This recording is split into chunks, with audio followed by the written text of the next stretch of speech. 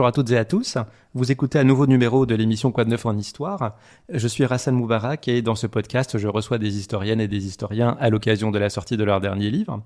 La rafle du Veldiv en juillet 1942 constitue le symbole de la politique antisémite d'État et de la collaboration française avec le régime nazi. Ce que l'on appréhende moins, c'est que les rafles n'ont pas été le seul moyen d'arrestation des Juifs durant l'occupation à Paris. Dans son livre « Au nom de la loi », Johann Haller montre que des milliers de Juifs ont été arrêtés par les autorités françaises pour une simple infraction, entrant alors dans un parcours administratif qui, bien souvent, les menait à l'internement et à la déportation. Pour en parler, je reçois donc Johann Haller. Bonjour. Bonjour. Vous êtes historienne et docteur en sciences politiques. Vous êtes également psychologue clinicienne. Votre livre « Au nom de la loi, persécution quotidienne des Juifs à Paris sous l'occupation » apparu chez Gallimard dans la collection L'Histoire au plus près des archives. Ma première question, c'est vrai qu'on a le sentiment souvent que les Juifs en France ont fait l'objet d'une politique d'arrestation et d'internement massive, un peu comme ce qui se faisait en Europe de l'Est, qu'ils devaient en permanence se cacher pour échapper à la police. Comment vous expliquez que cette notion, qui est donc en partie fausse, perdure ? Alors, c'est une question importante qui détermine en fait notre rapport à la connaissance de cette période. On est dans une profusion d'études, documentaires, historiographiques sur cette période et sur la persécution des Juifs. Et curieusement, je trouve que on est face à un déficit de savoir. Voilà. On a l'image de la rafle, voilà, qui prédomine, qui écrase à la fois évidemment cet aspect que j'étudie que sont les arrestations individuelles de Juifs, mais aussi qui écrase, il faut le savoir, les autres rafles parisiennes, puisqu'il y en a eu quand même au total 18. Donc on est face à ce symbole, voilà, massif. Je pense que les historiens jusqu'à présent étaient face à une difficulté de compréhension qui était inhérente à la matière. Ça veut dire que pour comprendre les arrestations individuelles, il faut avoir une certaine culture juridique. Il faut s'intéresser au droit et aux règles de droit. Parce qu'en fait, la persécution des Juifs en France, la persécution quotidienne, a été une affaire légale. Effectivement, on est un peu surpris d'imaginer que tous les Juifs en France n'étaient pas cachés dans des granges, dans des greniers, dans des faux plafonds, dans des fausses armoires. Il fallait certaines conditions. Évidemment, à partir du moment où on était étranger et que la nationalité qu'on possédait figurait sur une liste de rafles, eh bien, on était susceptible d'être arrêté à tout moment, d'être raflé. Et effectivement, on était pourchassé. Donc, on devait adopter une stratégie de clandestinité. Mais il se trouve que toutes les nationalités n'étaient pas visées en même temps et que les Français, les Juifs de nationalité française, n'ont jamais été visés par des rafles. Pourtant, 24 500 à peu près, Juifs français ont été déportés. Donc, on comprend que ces Juifs ont été arrêtés d'une autre manière. Oui, votre livre permet de comprendre la persécution au quotidien des Juifs. Et à quel moment vous vous êtes rendu compte qu'il y avait vraiment là une matière à travailler ? Sur quelles archives vous avez travaillé et est-ce qu'elles étaient exploitées précédemment ? Alors en fait, moi, l'entrée dans ce sujet, j'ai travaillé d'abord sur les sociétés de pompes funèbres israélites à Paris, parce que je me suis intéressée à la question des inhumations et du devenir des corps des Juifs morts dans le camp de Drancy. Et on va en parler justement. Voilà, donc cette question-là m'a interrogée. Je me suis demandé, puisqu'il y avait un espèce de mythe autour de ces morts et de ces corps qu'on pensait introuvables, jetés dans une fosse commune. Et c'est vrai qu'en cherchant ces corps, je me suis aperçue qu'il existait une foule d'archives relatives à ces morts et à ces inhumations. Et que ces morts, ces corps reposaient dans les cimetières parisiens. Et ça m'a ouvert la porte d'une normalité surprenante, normalité administrative, policière, voilà. Il se trouve que, en préparant, après cette grande étude sur les morts du camp de Drancy, je commence à préparer un livre sur ces morts, et je me suis aperçue qu'un de ces morts venait de la prison de la Santé, avant son entrée à Drancy. Donc, je me suis dit, tiens, mais pourquoi la prison de la Santé ? Donc, c'est là que je me suis penchée aux archives de Paris sur les registres d'écrous de la prison de la Santé, côté homme, c'est tout ce qui reste, il n'y a plus les archives du côté femme. Et alors là, ça a été la découverte essentielle, puisque je me suis rendu compte que ces registres étaient remplis de noms de gens qui se déclaraient spontanément juifs. Et donc, je me suis dit, mais je ne comprends pas, que font ces juifs en prison au moment où existe le camp de Drancy, où même les déportations ont commencé? Pourquoi les autorités françaises prennent la peine de les incarcérer, de les juger, de les condamner, de leur faire purger des peines pour des infractions que je voyais écrites noir sur blanc, c'est-à-dire, évidemment, il y a toute une hiérarchie, les juifs se retrouvent en prison pour certains types de délits, mais c'est vrai que ça ouvrait bien sûr toute la question de la survie quotidienne dans Paris. Vous avez travaillé sur les prisons, mais vous avez aussi travaillé sur les hôpitaux, sur la préfecture de police. Vous montrez en fait comment ces lieux de la vie ordinaire des citoyens ont pu servir dans un moment extraordinaire à persécuter des juifs dans leur vie quotidienne. Et vous organisez le livre par arrondissement à Paris, avec également un chapitre sur Bagneux et 2 chapitres sur Drancy. Pourquoi vous avez choisi d'organiser votre travail comme ça en zone géographique ? Bon, alors écoutez, c'est vrai que c'est un livre qui provient de presque 10 ans de recherche sur ce sujet, de la vie quotidienne des Juifs à Paris sous l'occupation. Et c'est vrai que ce qui m'importait, c'était de rendre cette vision un peu panoptique, finalement, que j'ai construite au fur et à mesure des années, et des fonds de recherche que j'ai entièrement dépouillés, et des questionnements que je me suis posés. Il m'importait de ne pas justement en rester à l'étude d'une administration, d'un service de persécution, mais je voulais que les gens puissent comprendre le lien qui pouvait exister entre tous ces services, et surtout en fait, suivre les victimes dans des trajectoires, dans leur trajectoire physique presque. En fait, c'est une persécution des corps. Donc, il était important pour moi de l'inscrire dans des lieux dont la mémoire, la mémoire de ces persécutions avait été effacée. C'est vrai que on n'a pas idée de ce qui s'est passé, par exemple, au palais de justice. On a oublié la persécution pénale des Juifs, par exemple. Je vous propose, Johanna Allaire, de rappeler à nos auditeurs peut-être quelques notions sur le cadre légal qui a permis les arrestations et la persécution des Juifs. Il y a tout d'abord le statut des Juifs, dont la première version est promulguée le 3 octobre 1940, une seconde le 2 juin 1941. Comment est-ce qu'on définit un Juif et quelles sont les principales restrictions que cela peut entraîner ? Alors en fait, ce qu'il faut comprendre, c'est que c'est vrai qu'on parle énormément du premier statut, qui est évidemment très important, mais il y a une chose qui, je pense, échappe encore un petit peu à la compréhension, c'est que ce premier statut était dénué de sanctions. C'était un texte qui organisait des interdictions professionnelles sur la base d'une définition légale du juif, mais qui n'avait pas de pouvoir de sanction à l'égard des contrevenants, ce qui est quand même un peu étrange. Ce qui fait que le premier commissaire aux questions juives, Xavier Vallat, va dire plus tard dans son procès à la Libération, voilà, donc ce n'était pas possible d'en rester là. Donc, il fallait une deuxième mouture, à la fois pour affiner la question de la définition, pour que plus de gens puissent tomber dans l'escarcelle de la loi, mais aussi pour lui donner un volet répressif pénal. Et c'est de là que démarrent les arrestations individuelles, du point de vue français. C'est-à-dire que les infractions à la loi française sont pénalement répréhensibles. Alors, les infractions du deuxième statut, elles sont assez spécifiques, c'est ne pas se faire recenser comme juif, ne pas se faire recenser soi ou sa famille, sa femme, ses enfants, ses biens également, ou se faire recenser tardivement. Ça veut dire qu'une rectification tardive entraînera des poursuites et l'incarcération de la personne. En général, détention préventive, puis l'incarcération, pour purger sa peine. Deuxième motif, évidemment, les interdictions professionnelles, qui continuaient à exercer son métier de façon devenue illégale, puisque interdit aux Juifs, entraînent les Juifs en prison. Et donc, on va se retrouver dans un système où les juges français vont connaître des affaires dans lesquelles, des Juifs sont arrêtés pour des affaires tout à fait des peccadilles, notamment parce que il faut comprendre que les effets du statut se conjuguent à celles de l'arianisation, des interdictions professionnelles, ce qui fait que les Juifs sont dépourvus de moyens de subsistance, ne peuvent plus exercer leur métier, ne peuvent plus gagner d'argent. Donc en général, on les retrouve je pense à l'histoire de ces femmes juives qui sont évidemment en général privées de leur mari puisqu'ils sont déjà arrêtés par la rafle, à la moment de la rafle du billet vert, et qui vont organiser avec les stocks de tissus qu'il leur reste qu'elles ne peuvent plus vendre sur le marché du carreau du Temple, elles organisent des reventes de mouchoirs. Elles se font arrêter et vont aller en prison à la Petite Roquette, condamnées à 3 mois de prison, et à la sortie, étant étrangères, elles sont immédiatement conduites à la préfecture de police, c'est-à-dire qu'elles sortent, la libération est écrite sur le papier. En fait, c'est une fausse libération, puisque les policiers français sont avertis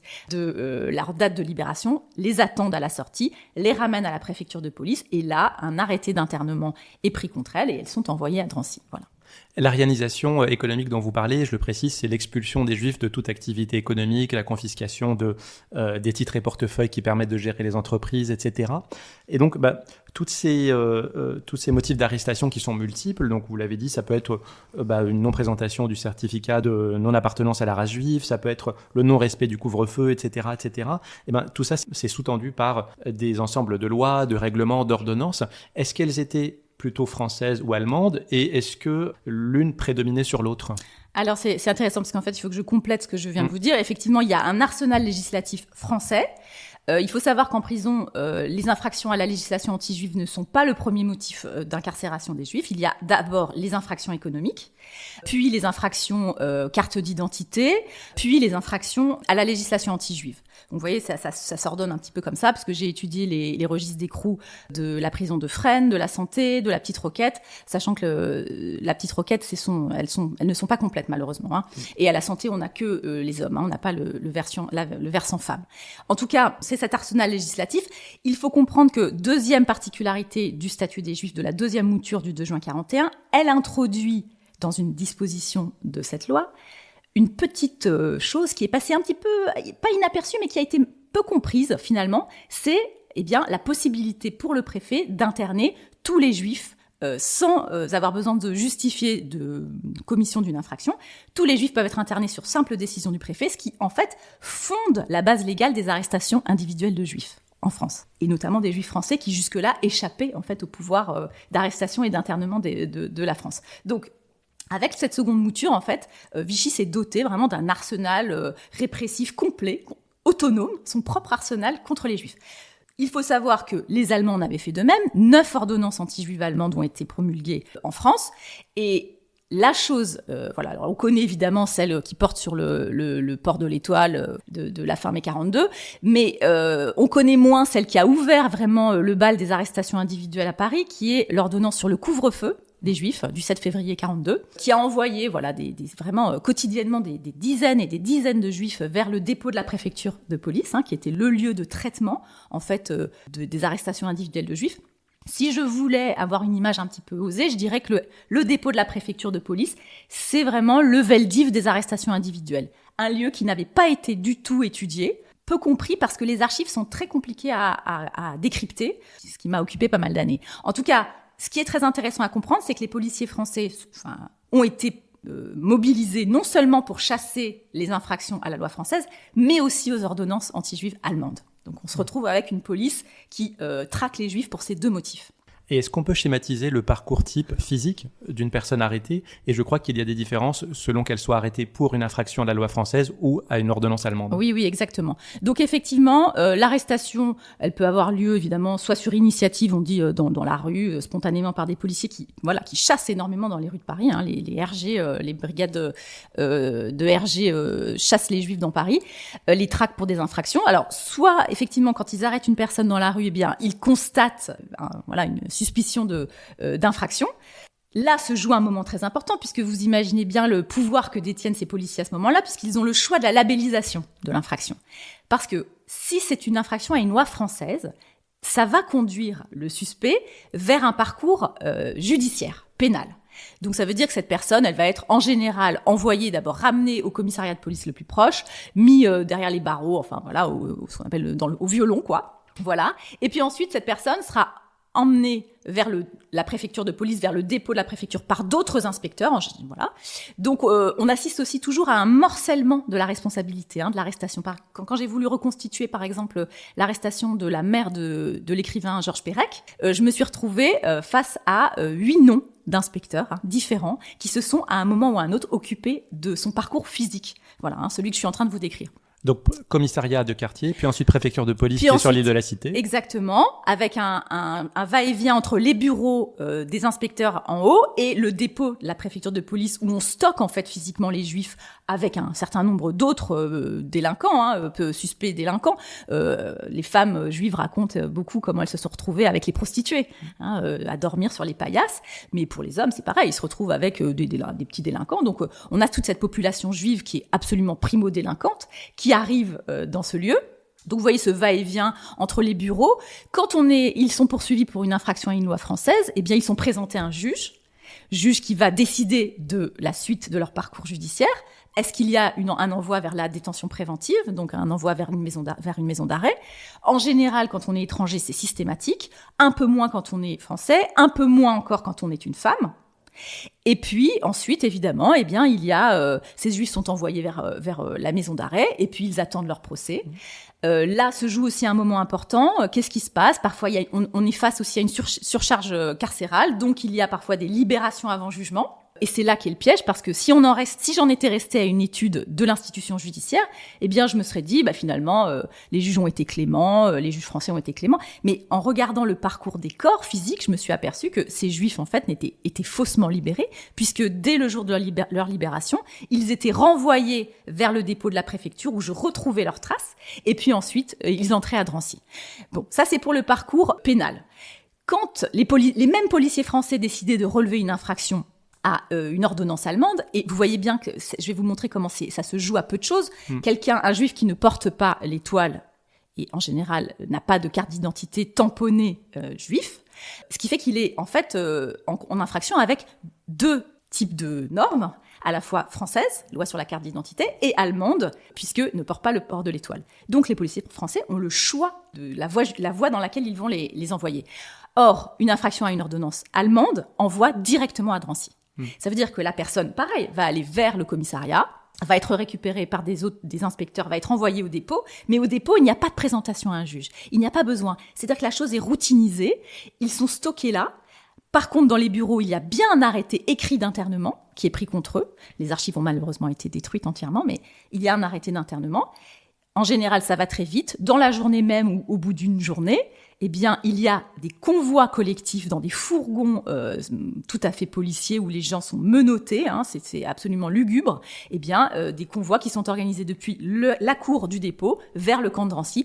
C'est vraiment la plaque tournante de l'envoi des Juifs à Drancy pour des infractions aux ordonnances allemandes. Remarquez que là, les Juifs n'ont pas vu un Allemand. Voilà, c'est une affaire franco-française. Et je le précise pour nos auditeurs, Drancy, c'était donc le principal camp d'internement entre août 41 et août 44, avant la déportation vers Auschwitz ou les autres camps. Exactement. Vous avez dit que parfois, donc en prison, enfin dans le dépôt, les femmes juives pouvaient être voisines de cellules avec des prostituées. Est-ce que dans leur parcours physique, donc avant d'arriver à Drancy, donc la prison, l'hôpital, la préfecture de police, est-ce qu'on faisait un traitement différencié selon qu'on soit juif ou non juif ?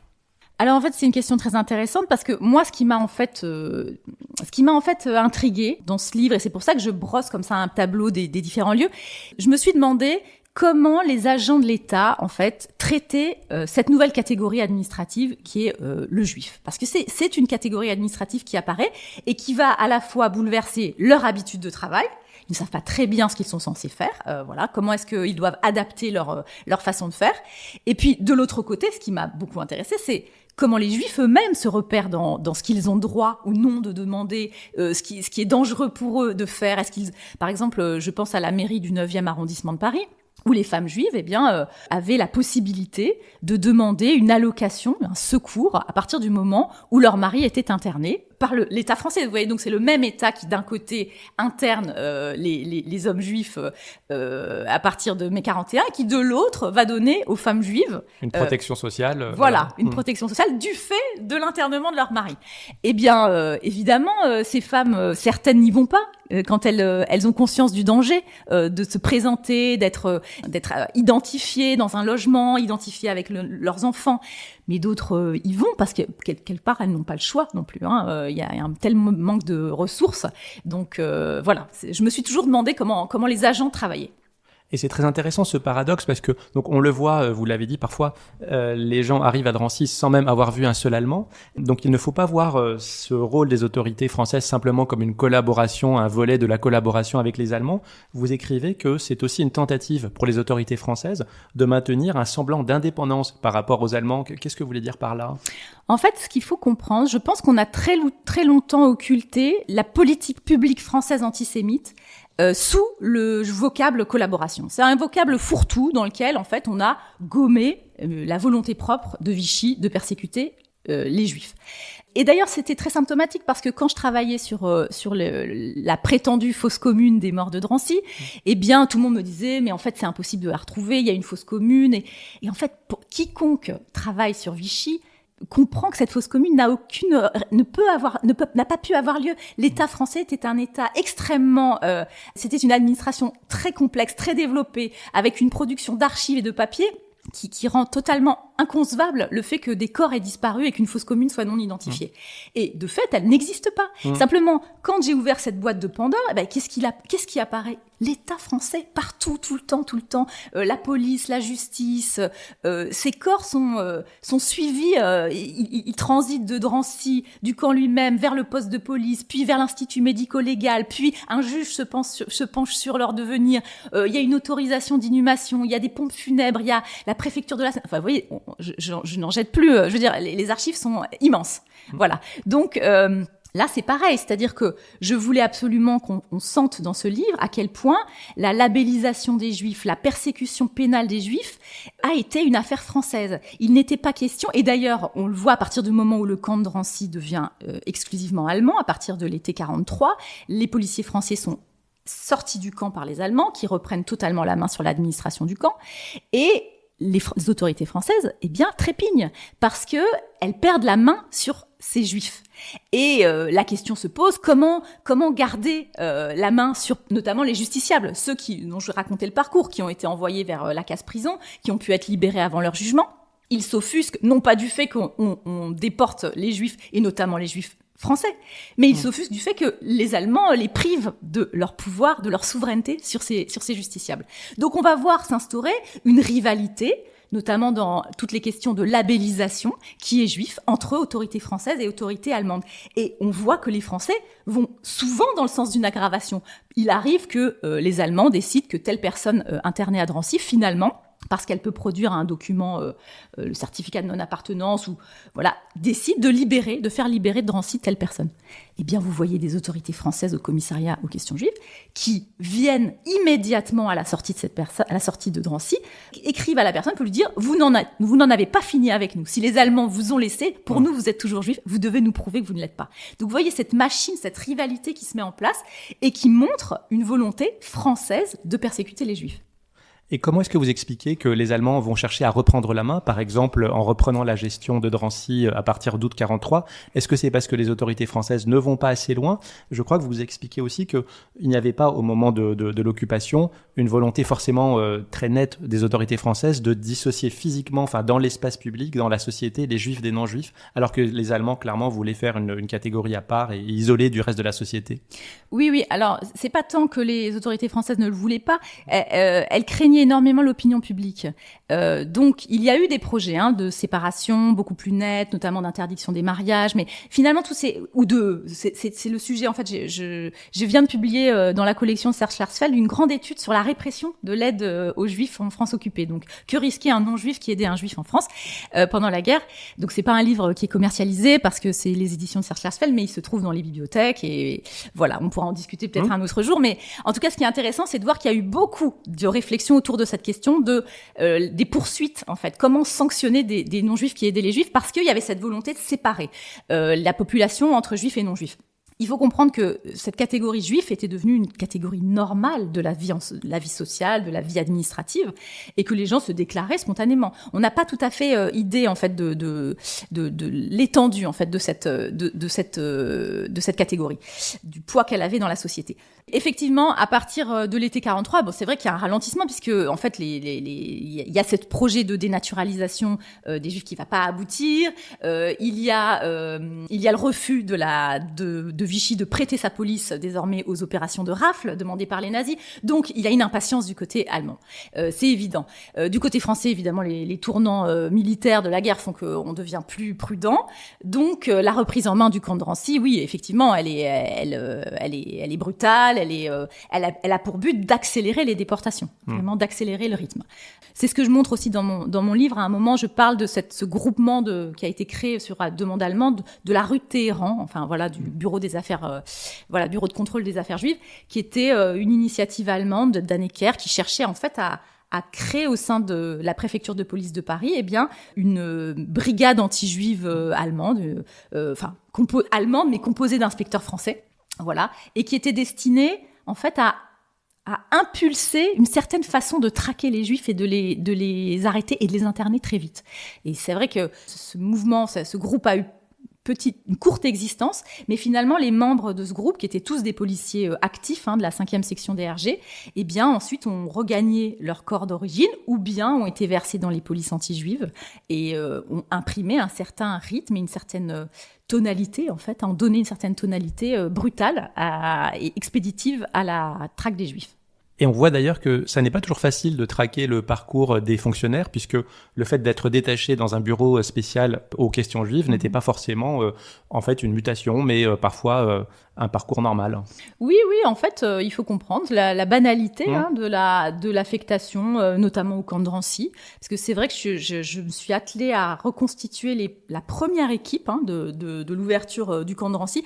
Alors, on connaît mieux les gendarmes que les inspecteurs de police de la préfecture, parce qu'il y a eu les procès assez fameux des gendarmes de Drancy. Mais du côté de la préfecture de police, on ne savait pas très bien les noms des inspecteurs. Or, je le montre dans le livre, ils avaient un pouvoir exorbitant, en fait, sur la destinée des Juifs, puisqu'ils validaient, ils composaient les listes de déportation. Et certains, je cite cet inspecteur DRG qui s'appelle Körperich, évidemment, qui s'arrogeait le droit de placer des noms d'internés sur les listes de déportation quand il ne les aimait pas ou quand il estimait qu'ils avaient commis une infraction à l'intérieur du camp. Donc vous voyez que cette fiction, en fait, de l'infraction à l'ordre français, à la norme française, a continué jusqu'à l'intérieur du camp et elle a pesé de façon tragique sur le sort des Juifs. Les contraintes qui ont été imposées aux Juifs étaient nombreuses, pesantes et aussi mouvantes, et avec des ordonnances qui venaient affiner, remplacer ou étendre des anciennes ordonnances. Il y a un exemple que je trouvais remarquable et qu'on peut peut-être raconter, Johanne Allaire, c'est celui de la famille à Nogent-sur-Marne. La question qui m'intéressait avant tout, c'était de comprendre ce que les Juifs avaient compris. Des normes qui leur étaient imposées, des risques qu'ils prenaient en faisant telle ou telle chose dans leur vie quotidienne. De quoi ils parlaient, qu'est-ce qu'ils craignaient, qu'est-ce qu'ils comprenaient. D'ailleurs, le journal d'Hélène Baird, moi je le lis, je pense, assez différemment de la plupart des gens, parce que pour le comprendre, je pense qu'il faut très finement comprendre les dangers légaux auxquels les Juifs étaient exposés, et elle semble les avoir compris totalement. Donc elle sait ce à quoi elle s'expose quand elle fait tel ou tel déplacement dans la ville. Bon. J'ai découvert, dans un fond de l'UGIF, les archives. C'est l'Union Générale des Israélites de France. Voilà, oui, évidemment, l'Union Générale des Israélites de France, donc cette institution de représentation obligatoire qui a été imposée aux Juifs en France, que Vichy a créée sur demande allemande en 1941 et qui avait vocation effectivement à représenter, à être l'interlocuteur de la répression anti-juive. L'UGIF, c'est une organisation immense, tentaculaire, avec énormément de services, qui était en fait destinée à prendre en charge tous les aspects de la vie des Juifs à Paris, pas que à Paris, pardon, mais partout. En tout cas, l'UGIF Nord, l'essentiel des Juifs vivaient dans le département de la Seine. Et il existait donc ce petit service qui s'appelle le bureau du service juridique, qui était composé d'avocats chargés de répondre toute la journée. Notamment, ils avaient d'autres fonctions assez judiciaires, mais juridiques, mais en tout cas chargés de répondre aux lettres qui leur parvenaient sur des conseils de vie pratique. Et donc notamment ce courrier de Michon Lévy qui était un juif turc, qui avait passé près d'1 an à Drancy avant d'être libéré du fait de sa nationalité turque, et qui écrit en disant ma famille et moi, nous aimons le week-end partir à la campagne et nous asseoir dans l'herbe pour déjeuner. Pouvez-vous me confirmer qu'en tant que juifs, nous avons le droit de nous asseoir dans l'herbe et de profiter de ce moment? Donc c'est vrai que ce courrier est stupéfiant, parce que c'est stupéfiant que sa personne écrive pour demander cela, mais c'est stupéfiant que des gens répondent, parce qu'effectivement, c'est très sérieux comme question.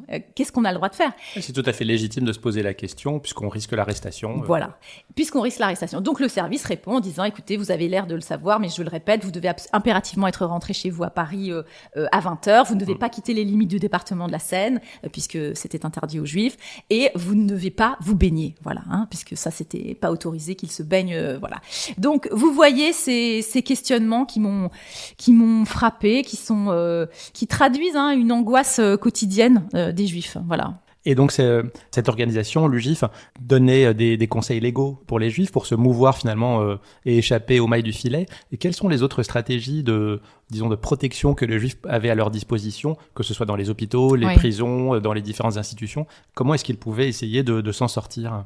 Alors, ce qu'on voit du côté de l'UGIF, c'est la production de pas mal d'argumentaires juridiques pour demander la libération d'un proche du camp de Drancy, quand il arrivait de prison, quand il n'avait pas été, par exemple, condamné, en disant mais oui, il n'y a pas eu de condamnation, donc finalement, pourquoi l'envoyer Donc, il y a des tentatives pour essayer d'obtenir des libérations. On voit que le GIF fait des coups d'essai, c'est-à-dire ils essayent pour voir ce qui fonctionne.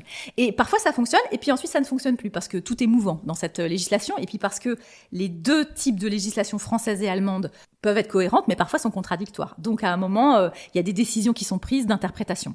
Il y a l'aide peut être très très prosaïque, dans le sens où c'est aider une femme à, par exemple, payer son loyer quand son mari n'est plus là, la diriger vers un autre service de l'UGIF.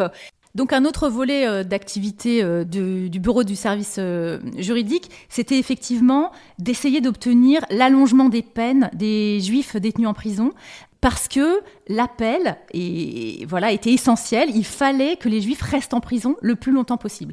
Ce qui était très dangereux, c'était une fois qu'un Juif était mis en prison, il avait le risque d'être libéré, et sa libération signifiait l'envoi vers Drancy quasi immédiat. Donc, je me rappelle d'une archive un peu incroyable que j'avais vue. Je n'avais pas totalement comprise à l'époque.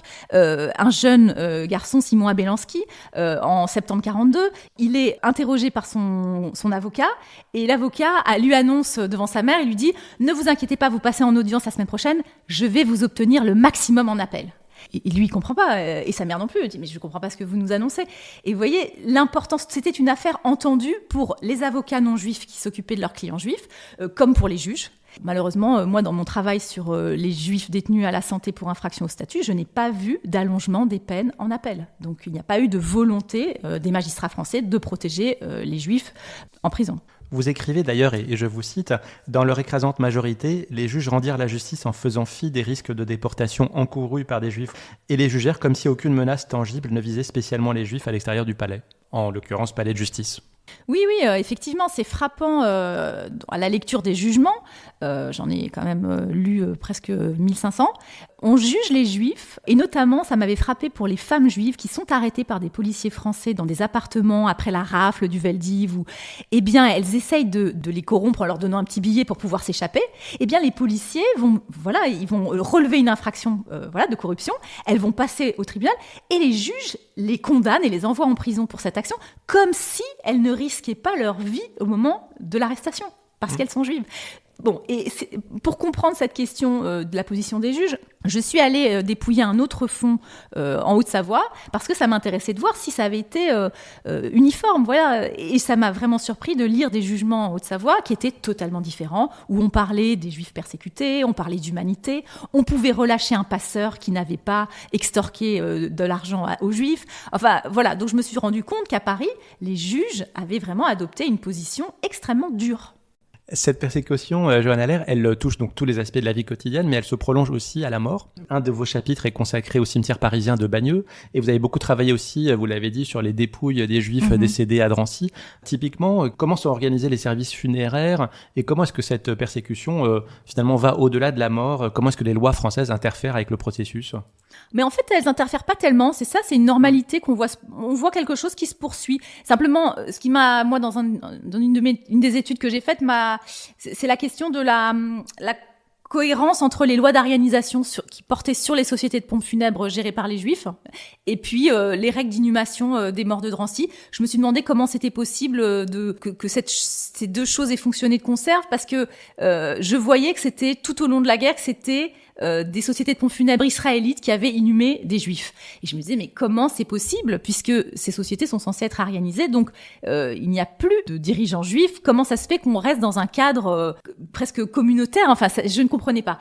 Et bon, ça a entraîné beaucoup de questionnements sur justement la séparation entre juifs et non-juifs dans la mort, que voulaient mettre en place les nazis, hein, c'était un de leurs objectifs principaux, mais qui en fait n'a pas du tout fonctionné dans les faits, puisque Une société de pompes funèbres, en particulier la société Schnerf, a été placée en position de leader. En fait, on lui a donné la position de maison d'inhumation, voilà, des juifs indigents et des juifs morts en camp d'internement. Mais elle faisait face à trop de travail, donc elle continue à travailler, à sous-traiter avec d'autres sociétés de pompes funèbres comme avant, j'allais dire. Mais ça, voilà, il fallait rentrer dans les arcanes des archives pour le voir. Mais c'était intéressant de comprendre les stratégies de chacun et les mouvements ensuite de réponse des Juifs face aux obstacles. On a évoqué à plein de reprises le camp de Drancy. Je crois que quasiment dans chaque chapitre, évidemment, ça revient puisque c'est le lieu final du parcours des Juifs. On peut préciser qu'il était installé en fait dans une cité qui s'appelait la Cité de la Muette, qui était un bâtiment en U, des habitations, un logement modéré qui ont été réquisitionnés par les Allemands. Et ça veut dire aussi que c'était un lieu ouvert sur la ville. C'était pas un camp retranché comme on pourrait l'imaginer. Et dans un des chapitres du livre, vous parlez de la ligne de bus 51 qui partait de Paris, donc dans le 19e arrondissement, et qui allait à Drancy. Comment vous avez retrouvé la trace de cette ligne ? Qu'est-ce qui vous a donné l'idée de l'intégrer ? Et qu'est-ce que ça nous dit finalement, ces trajets dans les deux sens d'ailleurs ? Oui, la ligne de bus 51, voilà, qui partait du nord de Paris, qui sillonnait, voilà, la proche banlieue pour arriver aux abords du camp de Drancy. En fait, cet sujet est revenu plusieurs fois dans les archives, dans les témoignages, la façon dont les femmes juives avec leurs enfants venaient aux abords du camp le week-end pour voir leurs maris internés, puisque la forme du camp et le fait que ces camps disposaient de balcons et de fenêtres donnant sur l'extérieur du U, eh bien, permettait en fait aux familles de se rapprocher du camp. Et puis, il y avait tout un système de communication par le regard, mais aussi par des gestes, voilà, qui revenaient dans les témoignages. Et en fait, les choses pour moi sont devenues cohérentes à partir du moment où je me suis rendu compte que justement les agents de la préfecture de police qui venaient travailler au camp, eh bien, empruntaient cette même ligne de bus. Donc, je me suis dit, mais en fait, il y a une coïncidence de passagers totalement hétéroclites. On a à la fois ces juifs qui sont libérés du camp, parce qu'il y a eu quand même un certain nombre de libérations, notamment des libérations un peu massives à l'automne 41, puisqu'il y avait une famine dans le camp qui entraînait de la mortalité. Donc on voit comme ça des juifs qui sont jetés sur le pavé et qui doivent prendre le bus pour rentrer à Paris. On voit des familles, des femmes femmes juives qui empruntent ce bus pour espérer voir leurs proches. Je raconte voilà ce témoignage vraiment émouvant des deux sœurs Rachel Yedinak et sa grande sœur qui après l'arrestation de leur mère prennent seules ce bus. Ce sont deux petites filles d'une dizaine d'années. Et elles sont pourchassées par des policiers, des Français, qui en fait étaient mobilisés par la population locale, qui s'énervaient en fait du fait de la surpopulation dans ce bus, et puis dans les abords du camp. Enfin, donc il y avait une chasse aux Juifs qui s'opérait autour du camp. Donc on voit, c'est vrai qu'on a tendance toujours à rendre étanches les lieux d'internement. Parce que je pense que ça nous facilite les choses d'une certaine manière. Ça permet de ne pas réfléchir aux interactions entre le camp et l'extérieur. Pourtant, ces interactions étaient nombreuses. Et une façon d'invisibiliser ce qui s'est passé dans le camp, et vous avez beaucoup travaillé dessus, c'est la difficulté à compter les gens morts dans le camp, puisqu'on les a intégrés dans ceux qui sont morts dans les camps d'extermination en partant de Drancy. Est-ce que vous avez une idée, une estimation du nombre de détenus qui sont morts à Drancy ? Ah si, pour les internés morts dans l'enceinte du camp, oui, je le dis dans un de mes textes, oui. Dans l'enceinte, je crois qu'on est à 127. Et ensuite, j'avais ajouté dans mon calcul les gens qui étaient décédés dans les wagons de déportation avant les départs du train ou à l'arrivée d'un train venant de zone sud. Donc, ça par contre, j'ai retrouvé, et avec 8 sources concordantes. Après, la difficulté était de retrouver les internés morts dans les hôpitaux parisiens sous le statut d'interné. Parce qu'ils n'ont pas toujours été envoyés qu'à l'hôpital Rothschild. Et même à l'hôpital Rothschild, on se trouve face à une population mixte, puisque cet hôpital pouvait recevoir des patients juifs non internés, comme des patients juifs internés. Donc la question du statut des morts au moment de leur décès, dans ces lieux hospitaliers, était très importante pour moi. Et vous parlez aussi de ce qui s'est passé à la Libération, et notamment, justement, peut-être c'était le cas spécifiquement dans les archives hospitalières, mais pas que, je crois. Il y a une partie des archives qui ont été détruites. Alors, détruites ou perdues, c'était pas très clair pour moi. Est-ce qu'elles ont été détruites pour justement ne pas donner matière à poursuite, ou est-ce que c'était simplement la façon de faire de l'administration ? Alors, il y a une partie des archives qui a été détruite du fait du rétablissement de la loi républicaine, qui proscrivait effectivement ces fichiers juifs. Enfin voilà, donc il y a eu une perte vraiment massive et irrémédiable et dommageable des données d'arrestation, des arrestations individuelles. Donc je pense à ce service qui avait été créé à la fin novembre 42 au sein de la préfecture de police et plus particulièrement de l'APJ, qu'on appelle la brigade Permieux, le service des affaires juives. Toutes les fiches d'arrestation ont été détruites. Donc c'est vrai que retrouver les noms, c'est compliqué. J'ai pu reconstituer beaucoup d'arrestations à travers les dossiers judiciaires de l'après-guerre, parce que à l'époque, ces fichiers d'arrestation n'avaient pas été encore détruits, et donc on se retrouve face à des listes et des listes de policiers ayant arrêté des noms et des noms. Enfin, voilà, on a les identités des gens arrêtés et de ceux qui les ont arrêtés. Mais ensuite, évidemment, ça a disparu. Je pense aussi, on a le même problème pour la rafle du Veldiv. Toutes ces archives-là, des arrestations, ont été expurgées. Il n'empêche que, et c'est un peu la découverte sur laquelle je base mon travail, toutes les archives des institutions ordinaires de la vie quotidienne, donc vous voyez, mairie, prison, justice, voilà, ces archives-là n'avaient pas été pensées comme étant des archives de la persécution des Juifs. On avait évacué leur présence, en fait, dans les hôpitaux parisiens, dans les cimetières, au palais de justice. Donc, j'ai été, notamment, je pense aux archives judiciaires, je me suis retrouvée à ouvrir des scellés qui n'avaient jamais été ouverts depuis 1942, 43, 44. Enfin, voilà. Même avec les magasiniers, il y avait des moments d'émotion parce que vraiment, c'était la première fois qu'on ouvrait ces scellés. Ouais, c'est incroyable. Ouais. La plupart de ces lieux de la vie quotidienne existent toujours, mais pas le camp de Drancy. Et je crois que c'était aussi le début de votre travail. Vous avez parlé de la fosse commune. Est-ce qu'elle existe? Est-ce qu'elle n'existe pas? À quoi ressemble ce camp? Aujourd'hui, qu'est-ce qu'il y a à Drancy? Alors, quand les bâtiments existent, n'ont jamais été détruits. Et en fait, ce qui s'est passé, c'est que à la Libération, ce camp a été réutilisé pour interner des collaborateurs. Donc le camp n'a pas été tout de suite, les locaux n'ont pas été tout de suite rendus à leur usage originel. Ensuite, les travaux ont repris. Et puis on a fini ce lieu, puisque en fait, il n'avait jamais été terminé. C'était un lieu avec pas de fenêtres, pas de sol, voilà. Et puis ensuite, ce sont devenus ce qu'on appelle des HLM. Et aujourd'hui encore, vous avez des gens qui habitent là. Ce sont des HLM, donc ça crée des problèmes quant à la destination de ce lieu. Finalement, à long terme, qu'est-ce qu'on veut faire de ce lieu? Il y a eu des réflexions sur est-ce qu'on détruit ce lieu? Est-ce qu'on en conserve une aile? Est-ce qu'on muséifie tout? Bon, la solution qui a été trouvée il y a quelques années, ça a été effectivement le Mémorial de la Shoah a acheté un terrain en face du U, a construit un grand bâtiment moderne dans lequel, se trouve un musée très très bien fait. J'ai été guide scolaire pendant près d'une année là-bas, pendant que je travaillais sur la question des morts de Drancy. Donc voilà, mais on est face à ce camp qui reste une énigme. On est quand même toujours plongé dans un lieu. On fait face à ce lieu qui est étrange. La population qui habite là-dedans, c'est une population c'est pas simple d'habiter dans le camp de Drancy, notamment parce que il faut respecter un certain nombre de critères de conservation. On peut pas rénover comme on veut les escaliers. Dans les caves, on trouve encore des graffitis. Voilà, maintenant il y a toute une opération pour récupérer ces graffitis. Voilà. Dans votre conclusion, Johanna Allaire, vous écrivez, et je vous cite, « On sait qu'après la guerre, le sort des Juifs fut largement invisibilisé parmi la masse des déportés, longtemps amalgamé avec celui des résistants. Ce qu'on sait moins, en revanche, c'est que cette confusion n'existait pas en droit. » Qu'est-ce que vous voulez dire par là? Et donc, qu'est-ce qu'on peut souhaiter ou imaginer en termes de réparation ou de mémoire? Je voulais surtout appuyer le fait que, en fait, il avait existé, au sortir de la guerre, des conditions très restrictives pour obtenir le statut de la carte de déporté, et que en avaient été privés tous les Juifs qui avaient été déportés suite à une condamnation pénale.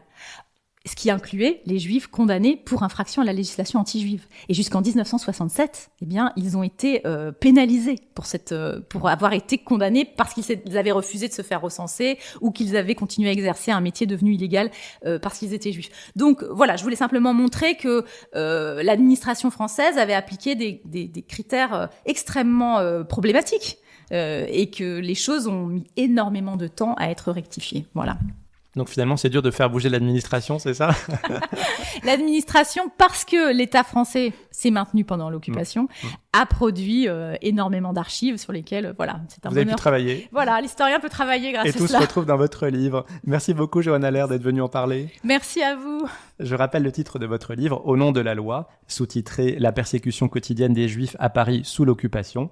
C'est paru chez Gallimard et déjà disponible en librairie. Je voudrais terminer par remercier Alexander Mimoun, qui est doctorant en histoire et qui est fidèle auditeur du podcast et qui nous a mis en relation, Johanna, vous et moi. Enfin, chères auditrices et chers auditeurs, j'espère que vous avez apprécié cet entretien et je vous donne rendez-vous bientôt pour un prochain épisode. Merci. Merci.